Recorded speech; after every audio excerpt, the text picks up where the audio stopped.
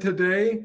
I've got two of my favorite people with me, Jason Gerardo and also Dave Snell, who will be joining us momentarily based on a little technical issue. With that said, these events that we're having every day are really focused on how LinkedIn and more specifically live streaming could make a difference in so many areas of life and work. And when we're talking about military transition, there's a wealth of information out there. You can Google, you can YouTube till you're blue in the face. Well, here we go. Dave did it. I always knew he would. Hi, Dave. We were pulling for you. We were betting on you, and you came through. So, welcome to the show. I was just opening up the show, introducing you and Jason, really focusing on live streaming as the driving force for any transition. Because again, we could talk about military transition and there's books on it and there's volumes of all kinds of detail if someone wants to know. But what is the most relevant opportunity? And live streaming works for all sides, right? Because I think part of transition is you're disenfranchised from what you used to be part of. But you haven't franchised, let's say, with what you want to.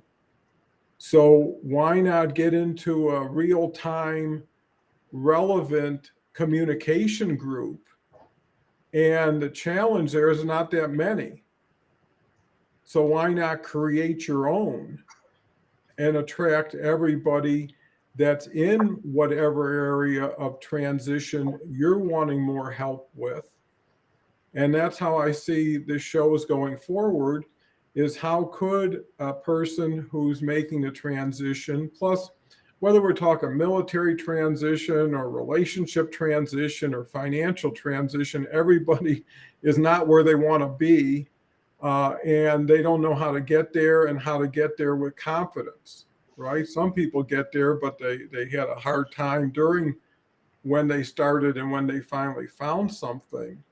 And it works also for the people who want to provide opportunity. So from both sides, how does one leverage that? And I'll go to you, Dave, first. Maybe share a little context for people who don't always remember too well or haven't had the opportunity to see you. And then what's your take on how live streaming can support transitions like military? Yeah, so Don, I hope you can hear me first. Perfect. Got it figured out. Dave Snell, I retired from the Navy 9 years ago almost. Scary times. It's been that long, but I've been a cybersecurity consultant, now a private investigator, security guy, full time. But I think if I'd had something like LinkedIn Live, it would have been a better transition for me to be able to identify to people who it was. It's kind of like a business card marketing to me, and say, look, this is who I am. And you get to know me, and I can share some of my skills with you and my experiences with you.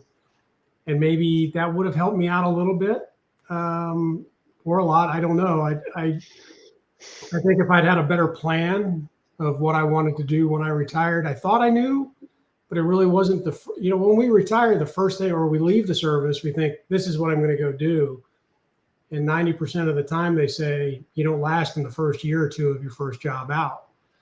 You transition to something else. So having that network of people that LinkedIn Live could provide you would be very helpful.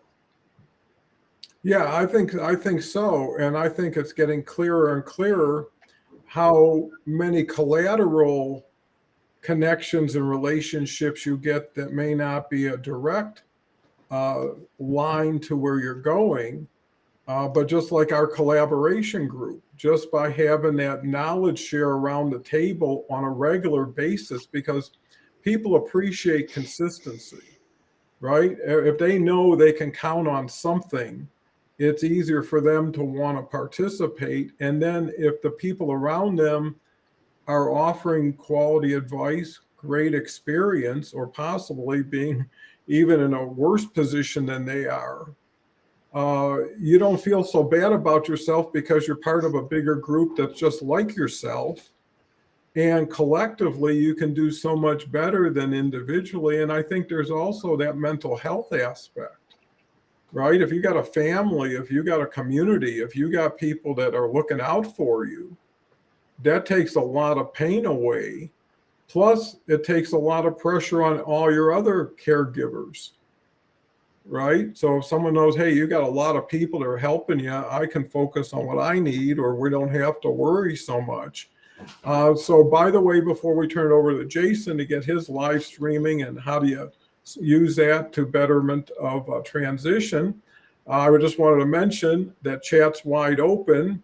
We really depend on your direction to make us as relevant and give you as many quality takeaways. Before I swing it over, I'll show Minerva. Minerva's a great lady out of Canada, been in the government up there, and is always involved in really positive events. Excellent opportunity for security globally. I had admin tenures at 2 facilities with key responsibilities. Everybody has so much they can learn faster by people just like them, but the difference is it goes beyond your neighborhood. It's global, right? So Jason, great to have you with us today. How do you take what I have said and Dave said and take it to the next level? First and foremost, thank you for having me on here again. I love this community. I love being part of it, and it's so great to be here again today. My name, as you said, is Jason Giraudo. I have my company, One Path Coaching, but that's not why we're here today. We were talking about the military transition, and I felt I missed a step the other day. I was like, wait a minute, this August will be 30 years since I got out of the Marine Corps. So it's been a few days for me, and I've made a few transitions through there.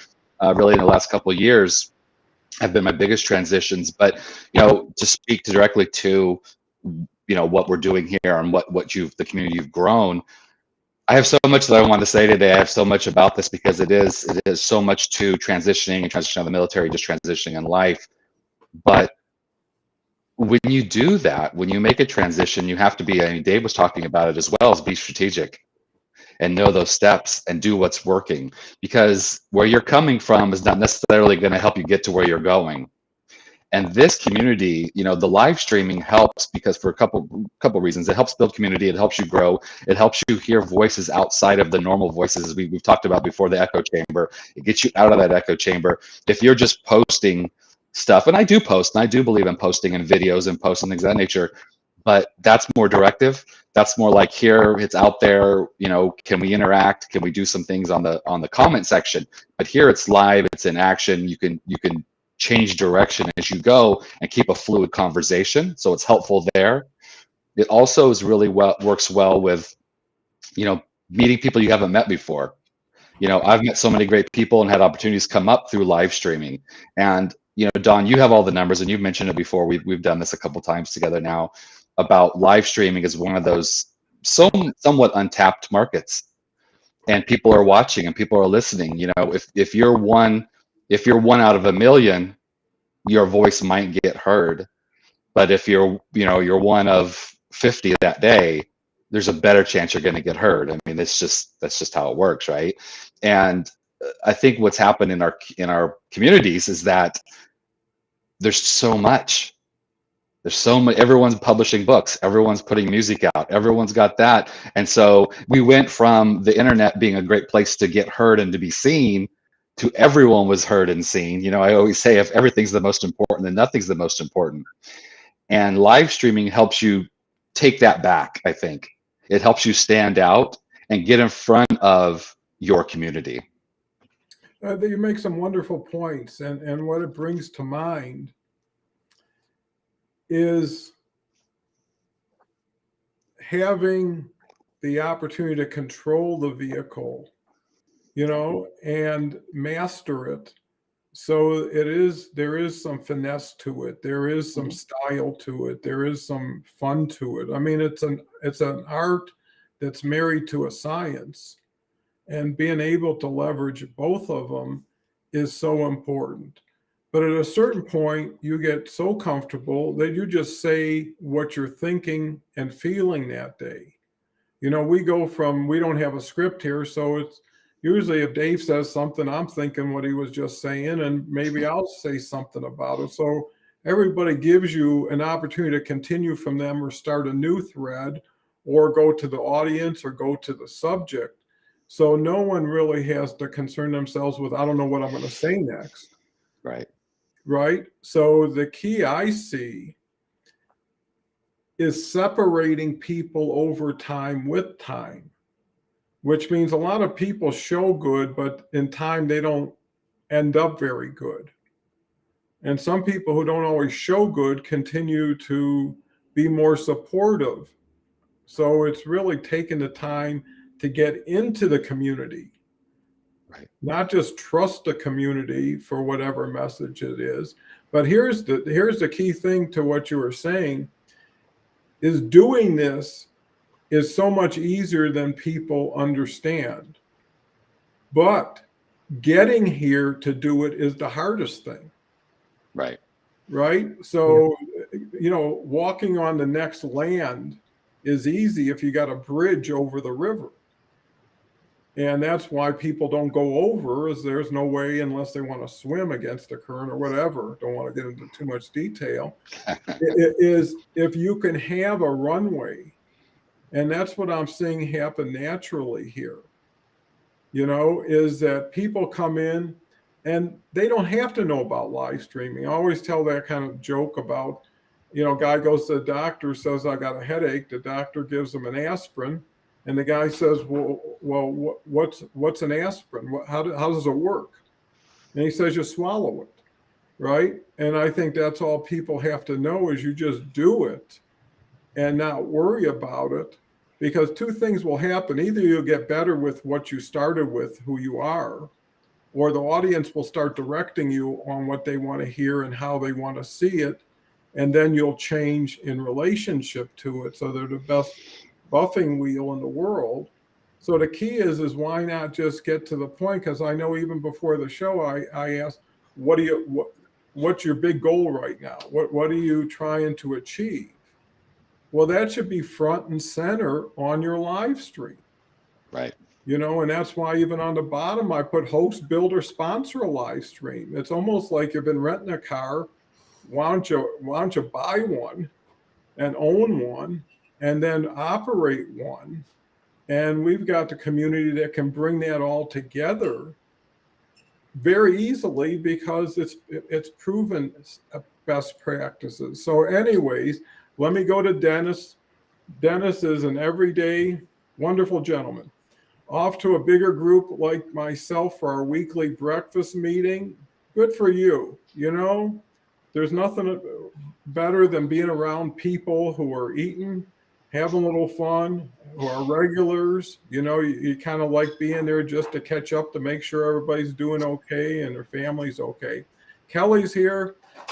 Everybody knows Kelly, goes without explanation. Kelly is, just a great example of live streaming, and not only how well she's become so proficient at it, but how she's leveraging it into different areas of interest, right? So you could connect in somebody else's orbit and still be in a pretty good association, and you can have your own orbit if you choose.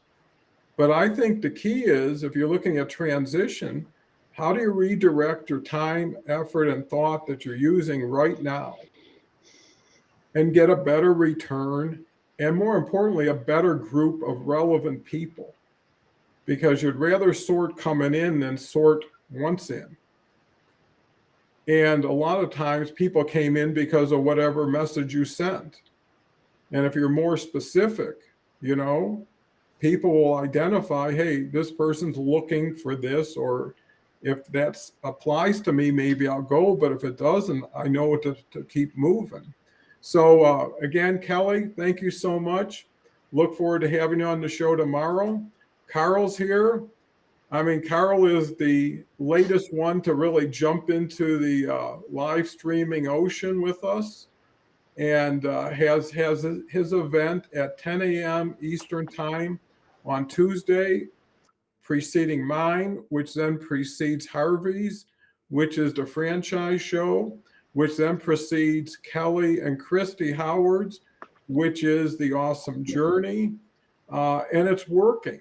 And everybody in the group, because we meet every other Thursday, is really expanding their horizons, starting to see return on earlier investments that no one knew would come to any kind of fruition, and also more proficiency. And as everybody in a community gets better, the community has to get better, because now they have more that they know, more that they're doing, and success has a way of changing any transition.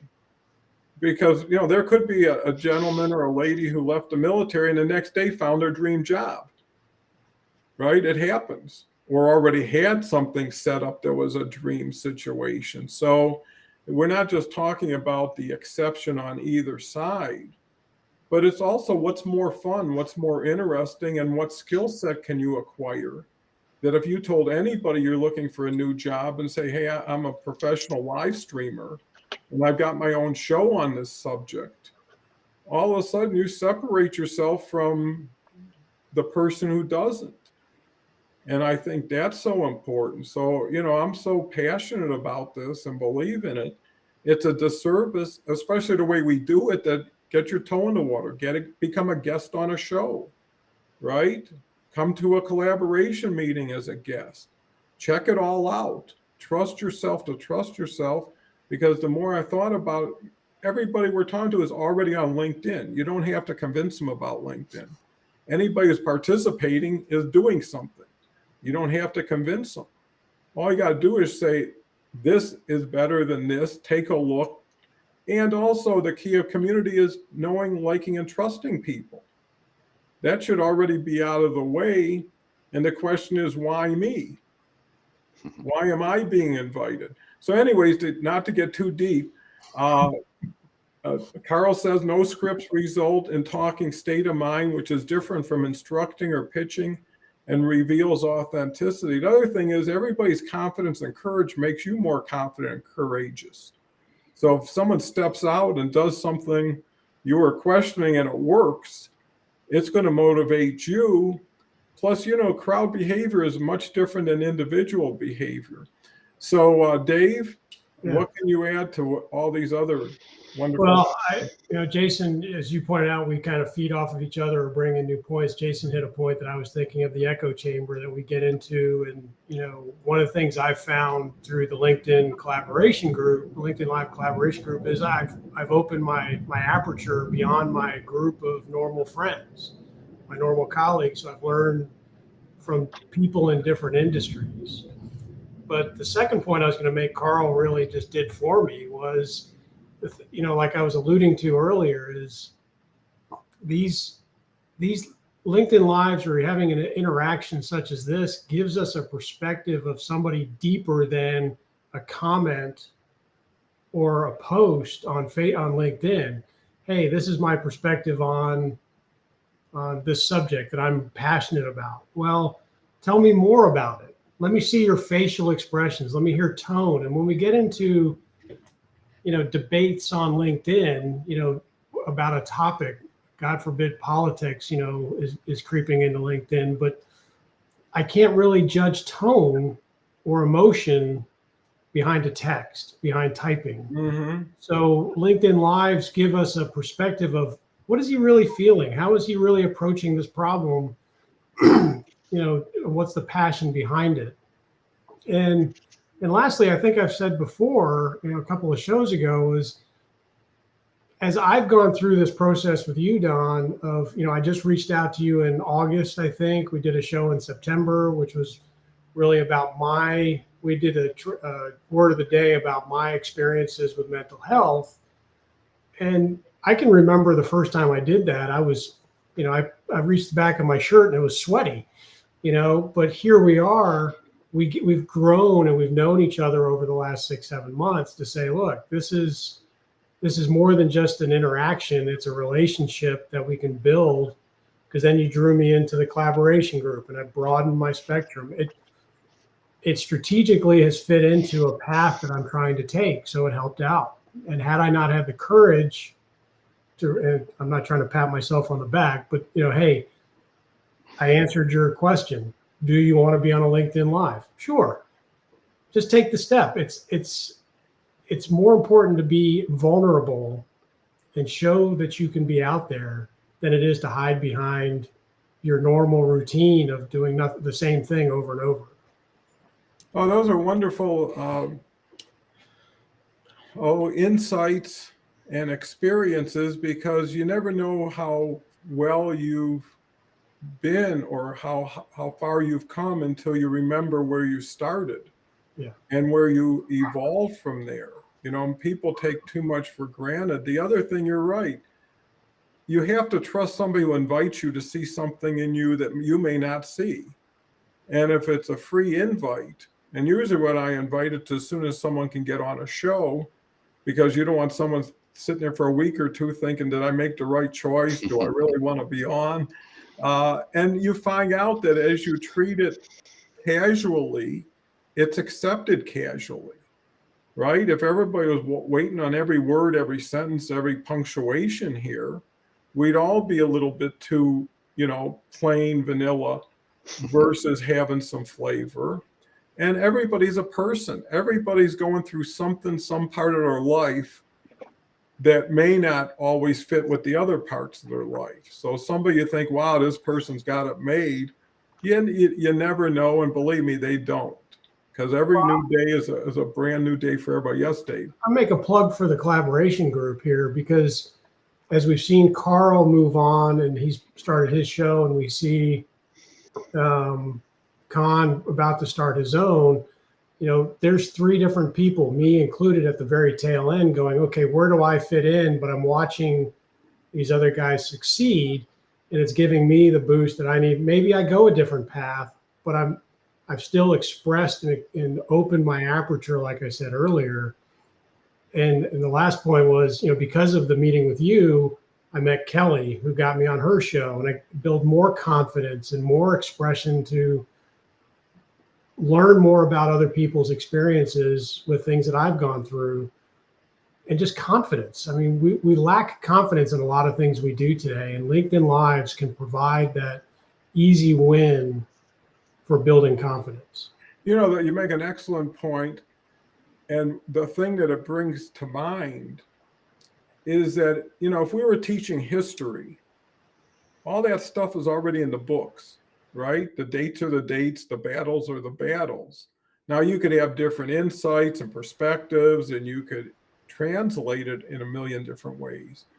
But if you're talking about live streaming, the picture just continues to get better as it unfolds, because you're right. Kelly will have a week's worth of experience with speakers, different shows, how she does promotion. I can see she's optimized it by now having cool videos for 15 or 20 seconds. But that's knowledge here I'm going to learn. So it's so easy for me to say, hey, Kelly, how did you do that? Well, boom, boom, bang, right? How did you do this? Events, how do you do it? Here's the key. It's that bridge of best practices and support. Right.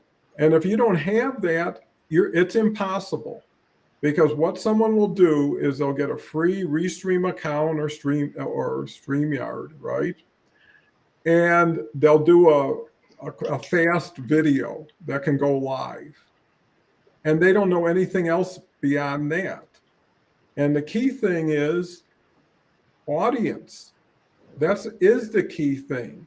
And that's where people mess up, is they go live with everybody they've been doing, posting and commenting and liking and all that other stuff, but they never had any relationship. So 2 things happen. Right. Either no one shows up, or the people who show up don't even care about what you're saying, and you don't have anything to feed off of. And there's no reason somebody wants to come on a show with 2 people right? And doesn't have any format. But seeing how people have succeeded tells you that, hey, if they did it, you can do it, and you can do it faster and better, because two things come from putting the 2 years and 700 shows into this is that you got the format, but also you got the audience. And if you're here for 2 or 3 months, like we're doing today, and then you get a show, the audience is already there with you. So every show I go to Kelly's show, I go to Harvey's show, even if it's for a few minutes, just to say hi. And what that does is association benefit. Right. Well, someone says, hey, if Don's coming to the show, maybe it's a cool show. If Kelly comes to the show, if Harvey comes to the show, if you look at the audience, it is the group. And that's what it should come down to. And not because everybody's rah-rah. It's because everybody's learning from each other's show. Everybody's learning from it, getting together. And then I'm creating another program that's really customized to bigger initiatives or more personalized attention, right? So if someone had a campaign or someone had something they wanted to do, especially B2B, and I'm focused more on B2B, and B2B to me translates to either business or professional. It doesn't translate to you sell widgets to the public or are you selling big stuff to big companies. And more we can focus together, how significant would that be when you join forces with 10 or 12? And there's more coming up the line. There's plenty of people who had their third, fourth show and now thinking, should I join this? And then all of a sudden the knowledge share goes from 7 to 14.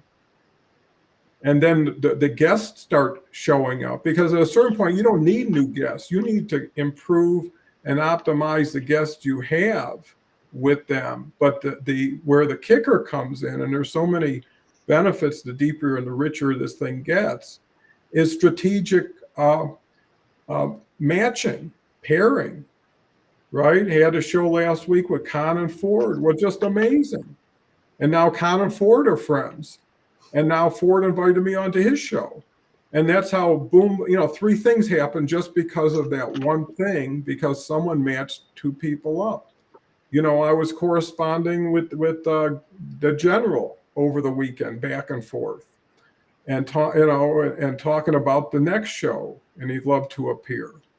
And it got more strategic into what would we be talking about.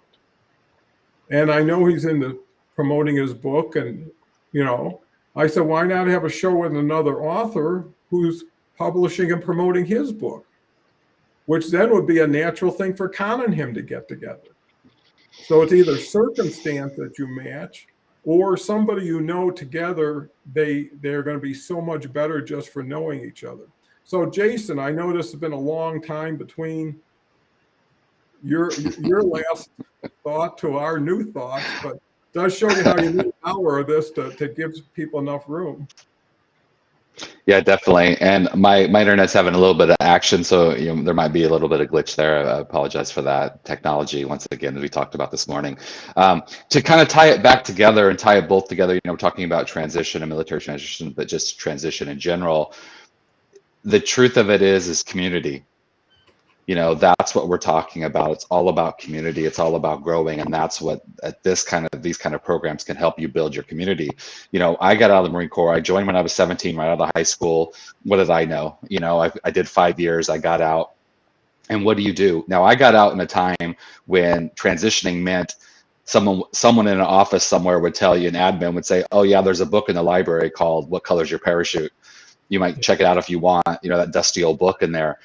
The one thing I do want to mention, people transitioning, that if people showed up specifically for the military transition side of this conversation, Don, you had amazing notes, in your post about this connection today. Those bullet points were pretty amazing. So I highly recommend people take a look at that. There's some great resources and some great information there. But, when I got out, what do? You transition out of the military and you're like, well, I guess I'll get a job. So what does that mean? Well, I'll put an application in. And all of my friends were either from high school, which they were still doing their thing, trying to figure their lives out, or people that I knew in the military that were from North Carolina, Montana, Arkansas, Tennessee, and so on. So, and that was in the mid 90s, before the internet was what it was. It was the dark ages. So there wasn't that community. There wasn't that. So I just had to try to figure it out. But now we have the opportunity to reach community and build it. Leap forward, 2006, the company that I've been working with for the past 12 years sold. And they said, well, you could stay with the company that bought us if you'd like, we'd love to have you, blah, blah, blah, but it wasn't for me. So I looked to transition. Well, that was the time when I had the gut check, the reality check, where, I had my little community and I thought, oh, if anything ever happens, I've got that, but it wasn't big enough. And so I reached out to those people that I trusted, that I had in my community, and said, hey, I'm going to transition. I need help. I need some support. Do you know anyone? Do you know whatever? And it really didn't come through, to be honest. It just really wasn't. They weren't in a positions to help, or for whatever reason, it didn't turn out. So my first bit of advice is grow your community. This morning, Don, before the program, you and I had a little conversation about what's going on and what I'm up to. And I was sharing with you that I'm building community. I'm collaborating with 5 other business owners here in my local town. And, we talked about the nuts and bolts, so what's the goal? And, beyond being of service, because that's, I think, what most of our goal is being of service to others. That's, if you want to be served, to be of service, right? But it's truly to have those resources and to have that recognition. And so something like this program, you both have said it in several different ways, this gets you in front of people and they can see who you really are. The days of, you can hire, if you're looking to transition, you could hire someone to make the technical and the resume that's going to get through the systems. HR has all these systems to check resumes and all these things, and you could have someone that'll do that for you. And that's a step. That's part of the strategy. But what's going to set you apart? And it's relationships. The cliche sayings are cliche for a reason. People don't care how much you know until they know how much you care. And something like this really helps people see how much you care, and that builds that community, so they know you're there to support them and they're more likely to support you. Dave? Yeah, Jason, I think you hit on a really, really important point with transitions. Is we have so many resources, and a lot of people, for me, I started my resume writing 2 years before I retired. And a lot of people, to your point, will use a resume writer. Hey, here's all the things I did, and here's my fitness reports or evaluations. Write me a resume. Tell me what I did. And I think, to your point of community and what we've mentioned before of getting to know the individual, technology is great, but we lose something in translation. Yeah. Someone else writes it, and then you put it in front of an interviewer, and they go, well, tell me about this. And you go, well, they misinterpreted that when they wrote it for me, and there's something lost. So right. 2 points. Write your own resume. It gets you in the thought process of, is this what I really mean to say, and what I really did, and how it accomplishes something to meet their expectations. But it also helps you when you go into your interview that what was written, because it's been ingrained in you as you've written it.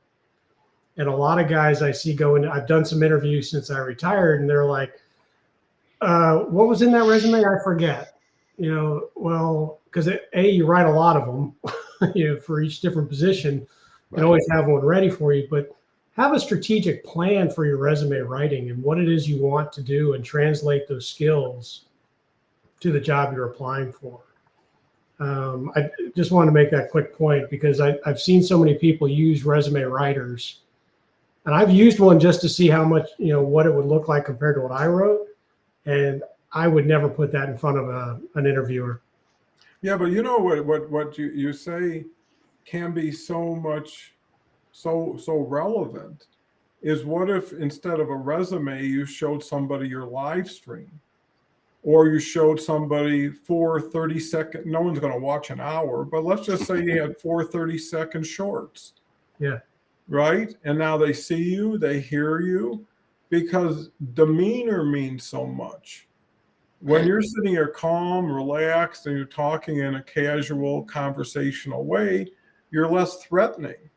You're less imposing. Too many people are forcing themselves through something, on something, and when they get there, they're being characterized as, hey, this person's an aggressive person. Now, someone may value that, but it Right. doesn't put somebody at ease. It just makes somebody say, well, if that's how they get something for themselves, that's how they're going to act for me if I bring them in here.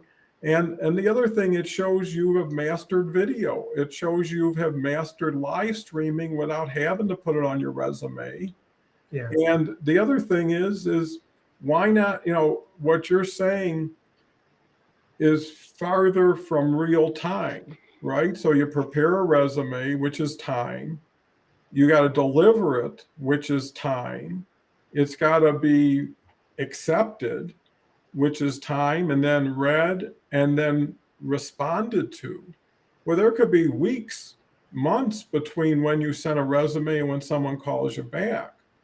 But if you said, hey, let me get you on my program, right? And we'll talk together about a special subject for both of us. Now you've brought someone in as a peer or someone who's feeling a little bit obligated because, hey, you valued me as an expert or a thought leader and you had me on the show. I get a chance to know you. Here's the other thing, is backing it all back. Too many people see where they are and visualize an opportunity, and then they create a plan for it. Sometimes if you allow yourself to create the plan, a different opportunity will find itself to you, like live Right. streaming. And the other thing is you have to adopt an either and approach. If you love sending resumes, hey, keep sending them, but complement it, offset it with a couple more activities that are a little bit stretchy for you, but get help, because I think time is in nobody's favor when you're in a bad situation. So the sooner you can get to where you want to go and over it, you got to value that. In business, at a certain point, you'd always figure, what's the attorney's cost? Right? And if it's like, it's going to cost me this, why not just give it to that person and have a final outcome? So it's the same thing. You got to have a plan. You got to know how much money you got. You got to know how much support you got.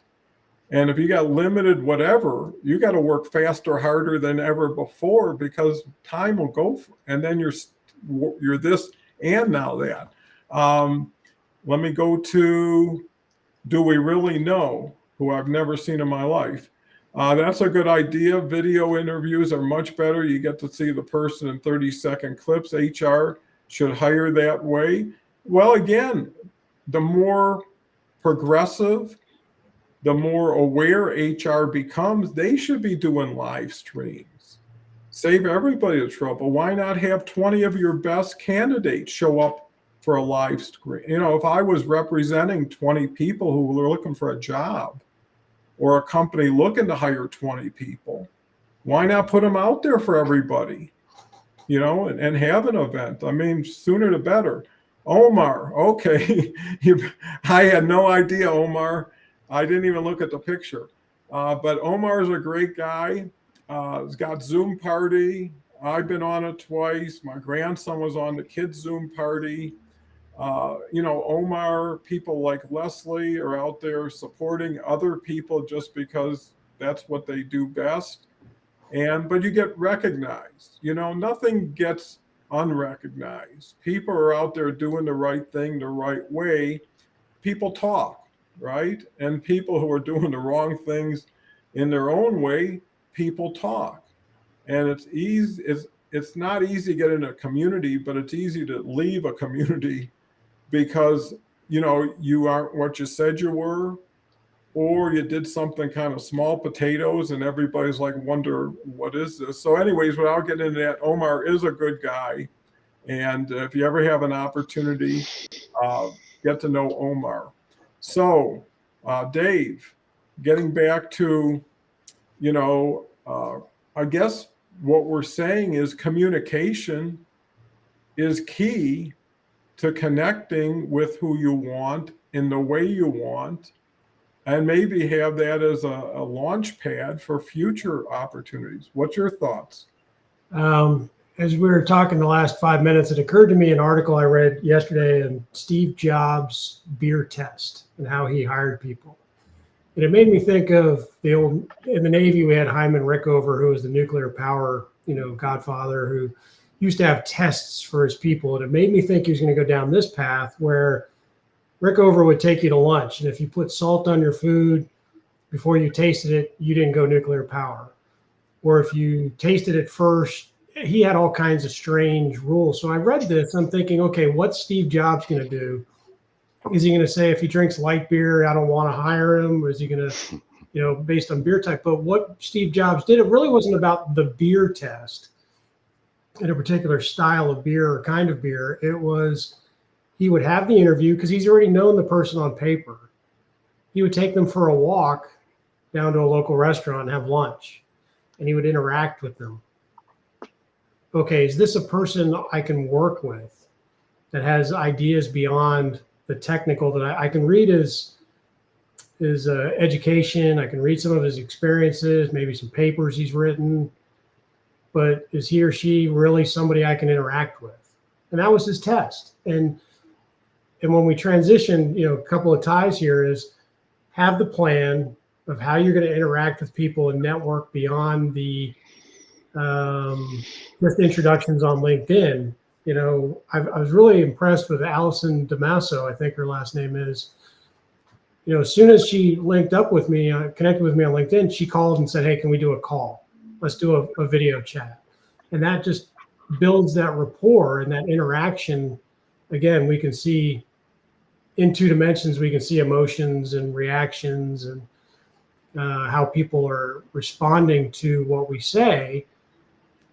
And that will drive you to the right people that you want to be with when you do make the ultimate transition to a new job, new career, new neighborhood, whatever it is. The interactions, it really comes down to, Jason, your point of community and how you relate to the people that you want to relate with.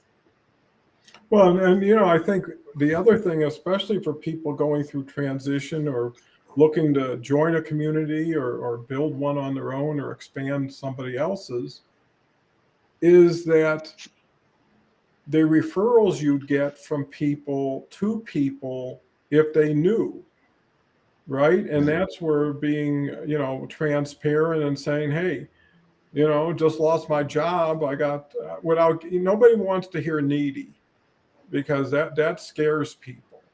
But people want to know sincere, hey, something just happened. I'm looking for a position here, or I'm looking for a technician wherever. And if anybody knows somebody, great. Well, if you've been somebody that people respect and appreciate and recognize as being a quality person, there's less risk in someone recommending you. And if they think highly of you, it's a disservice to people that they know not to share it with them if they know they're looking for something like that. It's different if you say, can you get me in somewhere? And either you can't or you're not there yourself. But it's easier to say if something comes up. And I think that's what always comes up is something. I can't tell you how many people I talked to. Like you mentioned, we started talking in last year. And it took that much time because of your situation, both what you were thinking and where you were at, my situation. And then what we're saying is, hey, let's date for a while on the screen. And if it works out and everybody gets to know each other better by knowing how they work together, because we could have had 10 interviews in a restaurant and we'd probably cover the same stuff over and over again. Versus, hey, let's just be each other and sit down, see what we can do. Because once you have community, once you leverage it, 7 together is better than anyone by themselves, right? And not only that, you can do collective things like you'll never have to worry about an audience. You're part of the family supports each other, but they support each other sincerely and because they want to, not because they have to.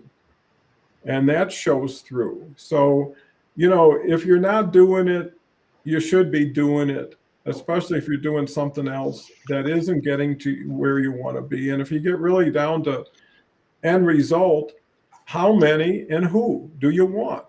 We're only talking about people here because that's what this is about. So how many people do you need and who do they have to be? And that's what I'm now focused on is matchmaking. Because once you got a pool of 80, 90 great people, you don't need another 80, 90 if you're not using the 80, 90. So I know people like Ford. I know that gentleman who's going to be here next week with Khan. His last name's DeWitt. Is going to come back. And these are people, Ford, I got to give him credit. He's getting $25,000 a speech. He's written 7 books and he loves this show. And he's got his own show that's pre-recorded, but it's a live stream. And what it says is he's been told all kinds of shows and all kinds of audiences. But what he got out of it was he thought about things that wouldn't have happened.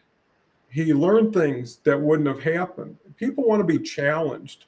The best players want to go up against the hardest, toughest things because it makes them better and stronger. And that's really the challenge, is finding those people, those groups. And most of it is just mentality. And what I found about some of these elite players who are also quality people, they're so generous. Almost the whole show, Ford was just, let's talk about Khan's book. Why don't we show it again? Why don't we do this? It was his time, and it just showed maturity, but it also showed awareness that if you show other people kindness in front of a lot of people, that's more important to those people than anything you could have said. Help an elderly person across the street. Someone who never knew you would think, wow, that's a nice guy there, And I think that's where you look at your whole persona, is you can only do so much to self-promote yourself without sounding salesy. Right. And you can only be so smart, right? And then, Jason, why don't you take it from there? As we're coming up on the hour here, I just wanted to say, kind of tie it all back together to transitioning and stuff. And we talked about resume and what's resume. Resume is you're presenting yourself. You're giving people a snapshot. And so I highly recommend, and it's recommended. This is not me, of course, but everyone should always keep their resume updated. And if you're a business owner or an entrepreneur, that's your bio. You have to keep you have a bio and update your bio. I've been doing this, I've been doing that. And talking about your bio or your resume, well, guess what? LinkedIn is your virtual resume. It's your presentation to the world. And if you think that companies or people that wanted to maybe do business with you aren't looking at your LinkedIn profile, you've missed a couple steps there, because they are.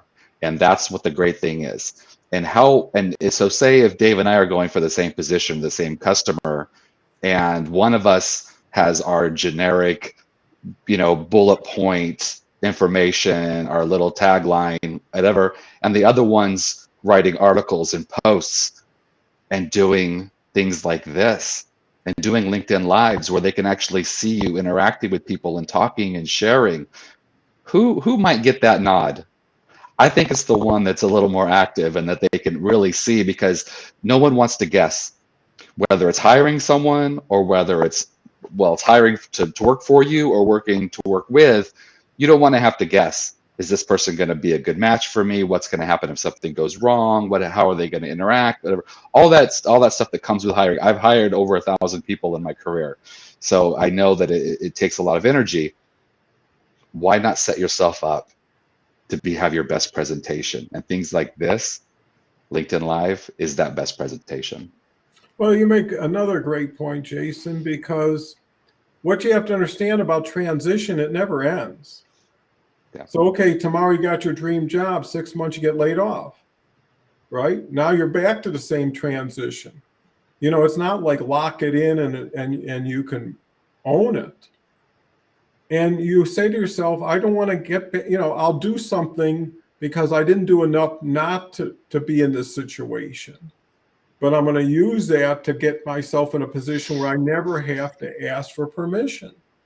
I never have to ask somebody, can you open the door for me? And you bring me into somebody's office, because what we forget is we're one person, but we have to figure who we're up against, right? If you're going to war and there's only 3 people you're fighting, well, it's not going to be a big long-term war. But if you're going up against something huge, then that's a little bit more daunting and challenging. So if you say there's 1 billion people on LinkedIn, and then if you pair YouTube and there's a few more billion, and you're constantly talking, like I say, even a clock tells the right time, a broken clock tells the right time twice a day.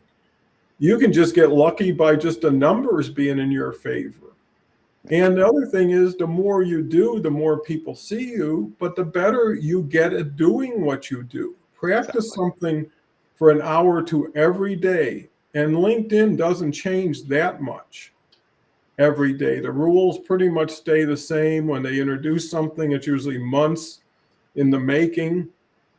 But I just, there was a point early on where I can't sit down if I got something I need to do. Right? And if I feel I'm not getting enough done, it's because I'm not doing enough.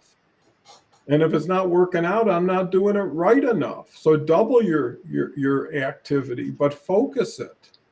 And when you get better at it, you can then get away from that much activity. But I always like to cut the distance between where I am and where I'm going as quick as I can to start doing what I intended to do. This is all about networking, community building, a relationship building, but that's not what you do for a living. That's not what you do. I mean, I happen to be doing it because I just decided to stop at the second floor. There's more than enough here between best practices and onboarding and then creating live streams. And I could see hundreds of these shows being on this network, because the smarter, the better, the faster we get, the more cost and time efficient it is. And pretty soon you got a machine going against 1 billion people. And 82% of those people don't do nothing. But 82% of those people make up 80% of all the clients. So they're listening, they're hearing. I mean, we got 6, 7 people on the screen, we got 30 people watching. So you got 23 people are just kind of putting their toe in the water. And you know what? That's who they are, and that's who they should be. Right. Not everybody's got to be a player. There's got to be an audience. There's got to be a tailgate party going on somewhere, and that's the way, stadiums and communities work. So now that we're closing out the show, and, it was so cool because the focus was live streaming and transition.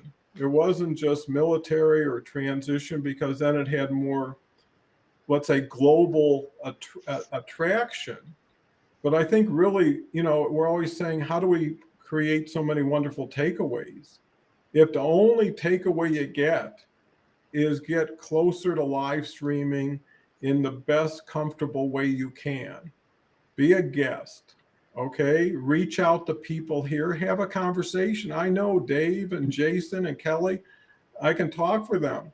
Anybody who is aligned and has a question can get a phone call, right? Can get 15, 20 minutes. So now it's all in your lap in a way, right, that if the gate's wide open and the hand is out there reaching out to you to come in and get comfortable, you should, because you're spending all this time watching it, reviewing it, learning from it. Why are you on LinkedIn at a certain point? So anyways, Jason, final thoughts that you might have? Like I've said before, and I'll say it again, with your transition, what got you to where you are is not going to necessarily take you where you want to go. So be open, be flexible, be curious with your mindset. What else is out there? What can you do? This is a great example of that. This is 6 months ago, this wasn't on my radar. And now, Don, thank you for inviting me in and exposing me to this. And there's other things out there as well, and just in general, that we can learn and we can find that will help us take us to that next level. Just be open to it. That's great.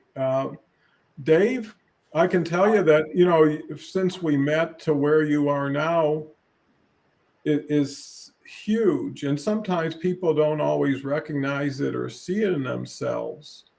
But how you can identify that is as people create and find more options, right? And as you have more options and combinations of people and situations, and then people that you're working with that are making progress, it creates hope and confidence. So what could you say to top this wonderful show off?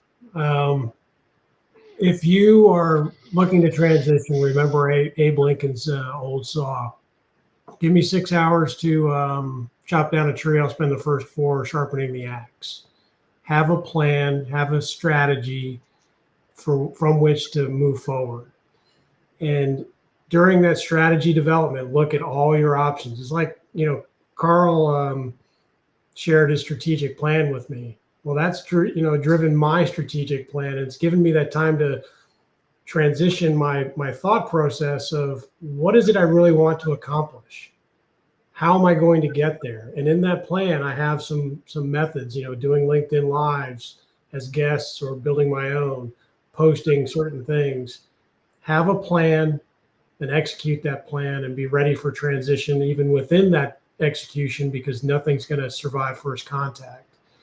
But having the courage to come on to, even as a guest, to get some experience, to build up to your own LinkedIn Live will help you set that personality-driven job that you're looking for next. Okay, I think that all kind of wraps it together pretty well. I think that, you would wonder why somebody wouldn't. And typically, I would think it's because of being self-conscious, being a little intimidated by an audience that's live and they've never been part of it. But I think the comfort one can take is that all people want to know is who you are, right? And if you are who you are and you're proud of it, then be who you are. And what you'll attract is people who relate to that. If you want to be everything to everybody, for some reason, you're actually deceiving yourself and them, and you don't respect people's time. And out of 1 billion people, there's somebody for everybody. There's a group of, you name it, out there that people can participate with. So, I think it also comes down to happiness, comfort. I will say, if you're totally happy and comfortable, don't change a thing. Stay right where you're at and build on what you have, service who you have, be the best of what you have. That's typically not always the case. And if you are uncomfortable and you wake up not excited to get out of bed, that should be the energy instead of internalizing it, taking it and applying action to it. Allowing your frustration or disappointment to say, I don't care. I'm just going to work today. I'm just going to work this thing. And it doesn't matter what people think, because no one thinks anything as much as you think they think about you. How many times did you ever say, that person's posting way too often? Never, right? If someone posts the same thing every day, it's good for them. It doesn't bother me. If someone forgot a punctuation mark, do you I'll never read this person again? And what I found is too many people have too high of a tolerance that's unrealistically foundational, versus I'd rather do anything than nothing.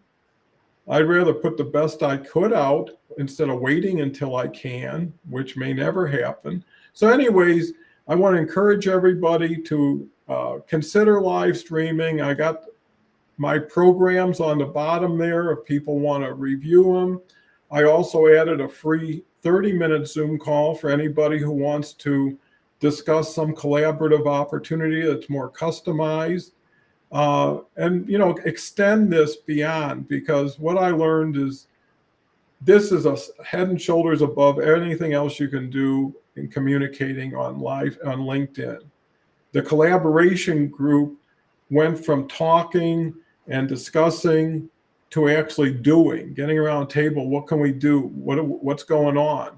Something action. And then there's elements that need to be personalized. like, hey, I've got something that needs just this kind of attention. And that's great. And the more we can extend our reach, the more we extend everybody's reach and opportunities. Right. And I think ultimately, if you can say, I can have anything I want, now it comes down to me versus this is all I can get. And I might have something coming up. You know, it's like buying a new car that isn't new. So with that said, thank you very much. Come back tomorrow. Hope to have Kelly and Harvey with us. And then Con's here on Friday. So thank you again, Dave, Jason. Both of you were spectacular, and you're only getting better as time goes on. So take care. Have a safe, wonderful day, and hopefully we'll see you later.